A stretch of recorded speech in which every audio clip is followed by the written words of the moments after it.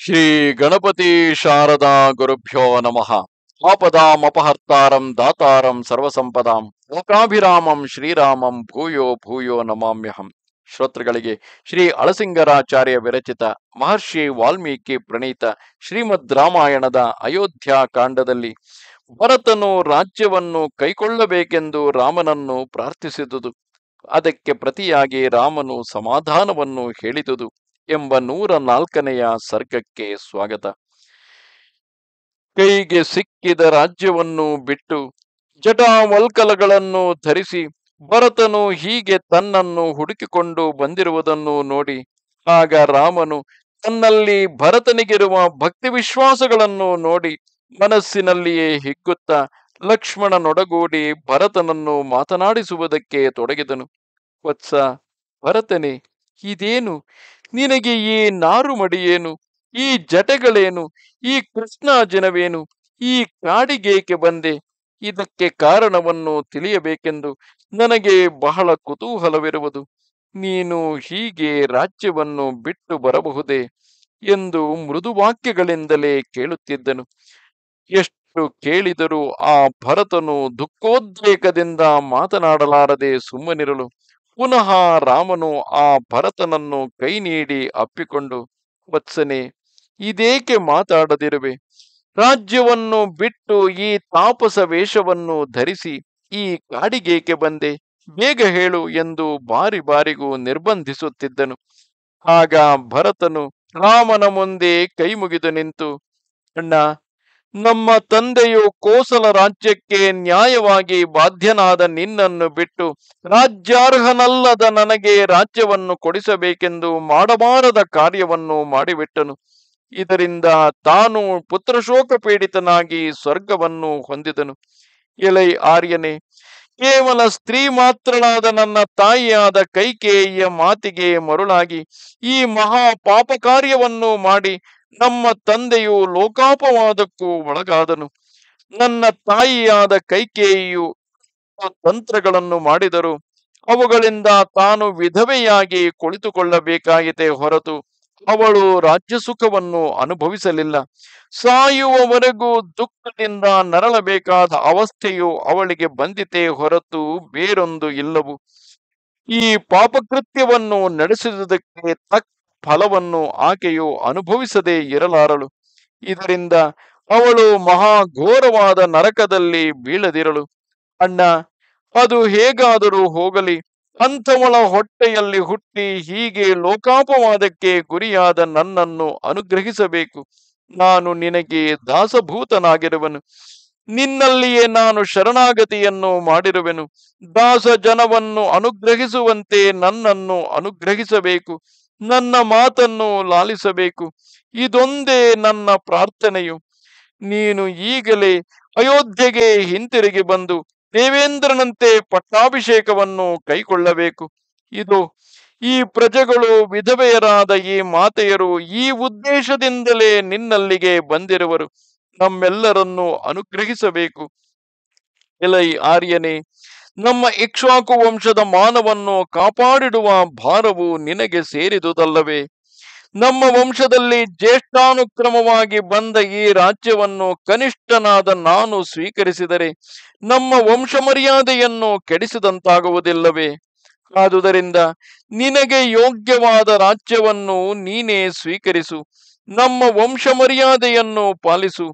ನಿನ್ನ ಮಿತ್ರರ ಕೋರಿಕೆಗಳನ್ನು ಈಡೇರಿಸು. ಈಗ ವಿಧವೆಯಂತೆ ಕಳೆಗುಂದಿರುವ ಈ ಭೂದೇವಿಯು ಪತಿಯಾದ ನಿನ್ನಿಂದ ಶರತ್ಕಾಲದ ರಾತ್ರಿಯಲ್ಲಿ ಚಂದ್ರನಿಂದ ಹೇಗೋ ಹಾಗೆ ಪ್ರಕಾಶಿಸಲಿ. ಎಲೈ ಆರ್ಯನೇ, ಇದು ಈ ಸಮಸ್ತ ಮಂತ್ರಿಗಳೊಡಗೂಡಿ ನಾನು ಪ್ರಣಾಮ ಮಾಡಿ ಯಾಚಿಸುವೆನು. ನಾನು ನಿನಗೆ ಒಡಹುಟ್ಟಿದ ತಮ್ಮನೆಂದು ಮಾತ್ರವೇ ಎಣಿಸಬೇಡ. ನಿನಗೆ ನಾನು ಶಿಷ್ಯನು. ನಾನು ನಿನಗೆ ದಾಸಾನುದಾಸನು. ನನ್ನಲ್ಲಿ ಪ್ರಸನ್ನನಾಗಿ ಅನುಗ್ರಹಿಸಬೇಕು. ಎಲೈ ಪುರುಷ ಶ್ರೇಷ್ಠನೇ, ಇದು ಇಲ್ಲಿ ನಿನ್ನ ಎದುರಿಗೆ ಬಂದು ನಿಂತಿರುವವರನ್ನು ನೋಡು. ನಮ್ಮ ಪಟ್ಟಣದಲ್ಲಿ ಕುಲಪರಂಪರೆಯಿಂದ ಬಂದವರಾಗಿ ಪೂಜ್ಯರಾಗಿ ನಮ್ಮ ತಂದೆ ತಾಯಿಗಳ ಕಡೆಯವರಾಗಿರುವ ಅನೇಕ ಮಹನೀಯರು, ಮಂತ್ರಿ ಮೊದಲಾದವರು ಬಂದಿರುವುದನ್ನು ನೋಡಲಿಲ್ಲವೇ? ಇವರೆಲ್ಲರೂ ಏಕವಾಕ್ಯದಿಂದ ಹೇಳುವ ಕೋರಿಕೆಯನ್ನು ಅತಿಕ್ರಮಿಸಬಾರದು ಎಂದು ಹೇಳಿ ಕಣ್ಣೀರು ಬಿಡುತ್ತಾ ಪುನಃ ರಾಮನ ಕಾಲುಗಳನ್ನು ಹಿಡಿದು ಸಾಷ್ಟಾಂಗವಾಗಿ ನಮಸ್ಕರಿಸಿದನು.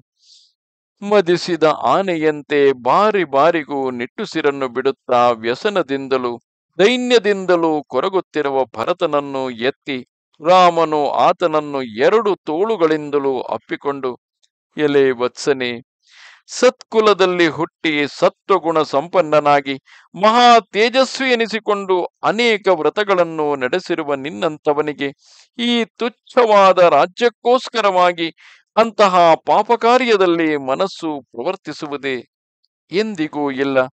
ನಾನು ನಿನ್ನಲ್ಲಿ ಎಳ್ಳಷ್ಟಾದರೂ ದೋಷವನ್ನು ಎಣಿಸತಕ್ಕವನಲ್ಲ, ಇದನ್ನು ನಾನು ಚೆನ್ನಾಗಿ ಬಲ್ಲೆನು.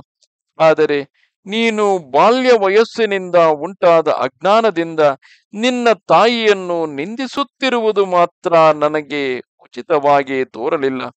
ಹಿರಿಯರು ಯಾವಾಗಲೂ ತಮಗೆ ಸೇರಿದ ಶಿಷ್ಯರನ್ನು, ಪರಿಜನಗಳನ್ನು, ಪತ್ನಿಯರನ್ನು, ಮಕ್ಕಳನ್ನು ತಮ್ಮ ಇಷ್ಟ ಬಂದಂತೆಯೇ ನಿಯಮಿಸುವುದಕ್ಕೆ ಸ್ವತಂತ್ರರಾಗಿರುವರು. ಇದು ಶಾಸ್ತ್ರವಿಹಿತವಾದುದೇ ಹೊರತು ಬೇರೆಯಲ್ಲ. ಲೋಕದಲ್ಲಿ ಹೆಂಡಿರು, ಮಕ್ಕಳು, ಶಿಷ್ಯರು ಯಾವಾಗಲೂ ನಿಯಮ್ಯರೇ, ಅಂದರೆ ನಿಯಮಕ್ಕೆ ಬದ್ಧರಾಗಿರುವವರೇ ಹೊರತು ಸ್ವತಂತ್ರರಲ್ಲವು. ನಾವು ದಶರಥನ ಆಜ್ಞೆಗೆ ಅಧೀನರಾಗಿಯೇ ನಡೆದುಕೊಳ್ಳಬೇಕೆಂಬುದನ್ನು ನೀನು ಚೆನ್ನಾಗಿ ತಿಳಿ. ಎಲೆ ಸೌಮ್ಯನೇ, ಮಹಾರಾಜನಾದ ದಶರಥನು ನಮಗೆ ನಾರುಮಡಿಯನ್ನು, ಕೃಷ್ಣಾಜಿನವನ್ನು ಉಡಿಸಿ ಕಾಡಿನಲ್ಲಿ ಇರಿಸುವುದಕ್ಕಾಗಲಿ ರಾಜ್ಯಾಧಿಕಾರದಲ್ಲಿ ಇರಿಸುವುದಕ್ಕಾಗಲಿ ಸ್ವಾತಂತ್ರ್ಯವುಳ್ಳವನಾಗಿರುವನು. ಎಲೆ ವತ್ಸನೆ, ನಿನಗೂ ಈ ಧರ್ಮಗಳು ತಿಳಿಯದುದಲ್ಲ. ನಾವು ತಂದೆಯಲ್ಲಿ ಗೌರವವನ್ನು ತೋರಿಸುವಂತೆಯೇ ತಾಯಿಯನ್ನು ಗೌರವಿಸಬೇಕು. ಧರ್ಮಶೀಲರಾದ ತಂದೆ ತಾಯಿಗಳಿಬ್ಬರೂ ನನ್ನನ್ನು ಕರೆದು ಕಾಡಿನಲ್ಲಿರುವಂತೆ ನಿಯಮಿಸಿರುವಾಗ ನಾನು ಅದನ್ನು ಬಿಟ್ಟು ಹೇಗೆ ತಾನೇ ತಪ್ಪಿ ನಡೆಯಲಿ? ಅಯೋಧ್ಯೆಯಲ್ಲಿದ್ದು ಲೋಕಪೂಜ್ಯವಾದ ನಮ್ಮ ರಾಜ್ಯವನ್ನು ಪಾಲಿಸುತ್ತಿರುವುದೇ ನಿನಗೆ ನ್ಯಾಯವು. ನಾರುಮಡಿಯನ್ನುಟ್ಟು ಕಾಡಿನಲ್ಲಿರಬೇಕಾದುದೇ ನನ್ನ ಕೃತ್ಯವು. ತೇಜಸ್ವಿಯಾದ ದಶರಥ ಮಹಾರಾಜನು ಅನೇಕ ಪ್ರಜೆಗಳ ಮುಂದೆ ಹೀಗೆಯೇ ಕಾರ್ಯವಿಭಾಗವನ್ನು ಮಾಡಿಕೊಟ್ಟು ಸ್ವರ್ಗಸ್ಥನಾಗಿರುವನು. ಆತನ ವಾಕ್ಯವೇ ನಮಗೆ ಮುಖ್ಯ ಪ್ರಮಾಣವು.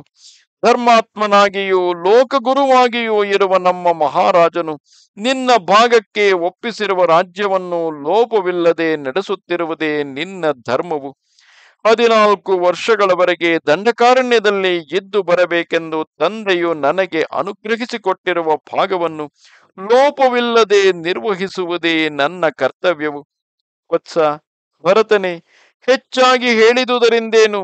ಲೋಕಪೂಜ್ಯನಾಗಿ ಮಹಾತ್ಮನಾಗಿ ದೇವೇಂದ್ರನಿಗೆ ಸಮಾನವಾಗಿರುವ ನಮ್ಮ ತಂದೆಯು ನನಗೆ ಯಾವುದನ್ನು ನಿಯಮಿಸಿರುವನೋ ಅದನ್ನೇ ನಾನು ಪರಮಶ್ರೇಯಸ್ಸೆಂದು ಎಣಿಸುವಿನೇ ಹೊರತು ಆತನ ಇಷ್ಟಕ್ಕೆ ವಿರೋಧವಾಗಿ ನನಗೆ ಸರ್ವಲೋಕ ಸಾಮ್ರಾಜ್ಯವು ಬರುವುದಾದರೂ ಅದನ್ನು ನಾನು ಹಿತವೆಂದು ಎಣಿಸಲಾರೆನು ಎಂದನು. ಇಲ್ಲಿಗೆ 104ನೆಯ ಸರ್ಗವು ಮುಗಿದುದು.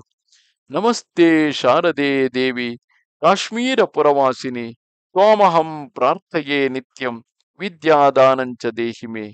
ನಮಸ್ಕಾರ.